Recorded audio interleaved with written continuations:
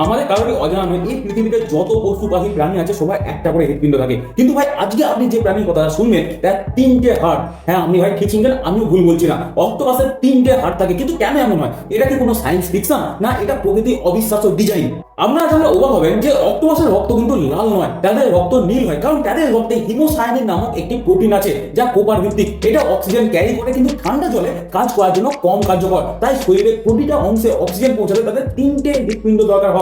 দুটো হলো bronchial heart, এরা গিলসে মানে শ্বাস প্রশ্বাসের জায়গায় রক্ত পাম্প করে। গিলসে রক্ত অক্সিজেন নেয়, নীল রক্ত লাল হয়ে যায়। তারপর তৃতীয়টা সিস্টেমেটিক হার্ট, এটা অক্সিজেন যুক্ত রক্ত পুরো শরীরে ছড়িয়ে দেয়, মস্তিষ্ক থেকে টেন্টিকেল পর্যন্ত। এভাবে তারা দ্রুত সাঁতার কাটে বা লুকায়। মজার ব্যাপার হলো সাঁতার কাটার সময় সিস্টেমেটিক হার্ট থেমে যায়। তাই অক্টোপাস সাঁতারের চেয়ে হামাগুড়ি দিতে পছন্দ করে। আর এই তিন হার্টের জন্য তারা গভীর সমুদ্রে গিয়েও নিজেকে টিকিয়ে রাখতে পারে।